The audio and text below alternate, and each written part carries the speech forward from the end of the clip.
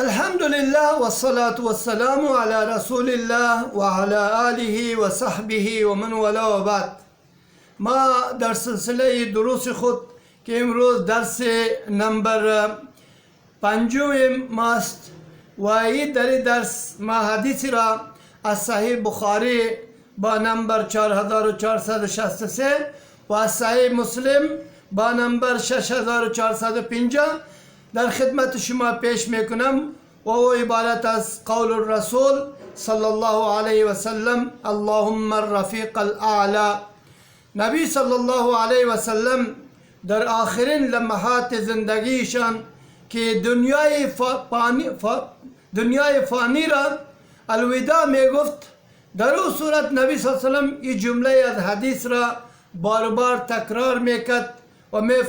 می فرمودند اللهم الرفیق الاعلی. و این جمله کنایه از موت است، یعنی نبی صلی الله علیه و سلم آرزو و تمنا میکرد که با پروردگار خود ملاقات بکند و به طرف پروردگار خود برود. در حدیث دیگر در سنن ترمذی است و حدیث صحیح حدیث است، در اونجا انس رضی الله تعالی عنه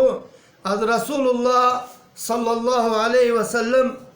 روایت میکند نبی صلی الله علیه و سلم نزد یک جوان داخل شد و او جوان در کشمکش زندگی و موت بود. نبی صلی الله علیه و سلم از او جوان پرسان کرد کیف تجدک، که شما یا تو چطور خدا میبینی، یعنی حالت تو چطور است، در چه حالت قرار داری؟ جوان گفت که ارجو الله و اخاف ذنوبی، که گفت که ما یکی از الله امید داریم و دوم است که ما از گناه خود خوف و هراسی هم داریم. رسول الله صلی الله علیه و سلم فرمودند لا یجتمعان فی قلب عبد، یہ دو چیز، یکی رجا امید و دوم خوف از گناه جمع نمی شود در قلب یک بنده مثل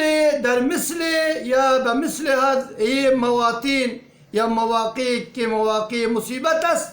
الا اعطاه الله ما یرضى، مگر الله سبحانه و تعالی برای از او میدهد او چیزی را که او راضی می شود از اون،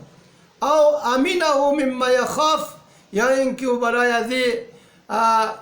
خوف از او را به امن و امان تبدیل می کند. و مطلب ما هم از این حدیث همین جمله اخیری است که نبی صلی الله علیه وسلم فرمودند کسی که در دل از او امید و خوف از گناه جمع شود، در او صورت الله سبحانه و تعالی از او راضی می شود و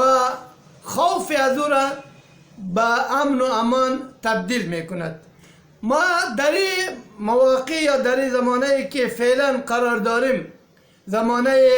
ویروس کرونا است و تمام دنیا را در مشکلات انداخته و دامنگیر تمام بشریت است، هم از مسلمان و کافر. و در این کیسته که ما اگر یه دو چیز برای ما جمع شود، امید است که الله سبحانه و تعالی یہ خوف و یہ بیقراری یا پریشانی که امروز با ما لاحق شده، ممکن است الله سبحانه و تعالی یہ خوف ما را به امن و امان تبدیل بکند، لیکن شرط است که در قلب ما امید از الله و خوف از گناه جمع شود. از یک طرف امید میکنیم که الله سبحانه و تعالی ما را نجات بدهد و از طرف دیگر خوف داریم که گناه ما را هلاک نکند یا اینکه برای ما نقصان نرساند. در این مواقع یا مثل این مواقع که ما امروز قرار داریم، مسلمان ها همه گرفتار نفس خود هستند و هر کس برای نفس خود وصیت و نصیحت میکند و او با نفس خود مشغول است که با دعا و عاجزی انکساری تضرع به طرف پروردگار خود متوجه هستند. حقیقت است که تضرع و دعا که از الله بخواهد دعا بکند، دعای سوال و دعای عبادت و تضرع و عاجزی ظاهر بکند به طرف پروردگار، یہ دو چیز از جمله اسباب کشف الغمه و تفریج الکربه، یعنی مشکلات را دور میکند و غم و پریشانی که به ما لاحق شده میتواند به ذریعه دعا و به ذریعه عاجزی و انکساری که ما در حضور پروردگار خود ایستاد شویم و با عاجزی و با گریه و زاری پریشانی خدا و مشکلات خدا پیش بکنیم، الله سبحانه و تعالی این مشکلات از ما دور خواهد کرد. از این خاطر الله سبحانه و تعالی در قرآن کریم می فرماید ولقد ارسلنا الى امم من قبلک، ما پیش از تو به امتهای گذشته، به طرف امتهای گذشته هم رسولانی را فرستادیم، لیکن اونا دعوت رسول ها را یا دعوت پیغمبران را اونا مخالفت کردن، قبول نکردن. نتیجه چی شد؟ فاخذناهم بالبأساء والضراء، ما آنها را گرفت کردیم به ذریعه بأسا، فقر و فاقه و تنگدستی، و الضراء با انواع و اقسام مریض ها، بیماری ها و پریشانی ها، غمگینی ها، ما اونا را گرفت کردیم. نتیجه چرا؟ لعلهم یتضرعون، شاید که اینها به طرف پروردگار خود عاجزی و انکساری ظاهر بکنند و خشیت اختیار بکنند تا اینکه از این نجات بیابند. در آیت دیگر الله سبحانه و تعالی فرمود ولقد اخذناهم بالعذاب فما استكانوا لربهم وما يتضرعون، ما گرفتم آنها را به ذریعه عذاب گرفت کردم. فما استكانوا لربهم،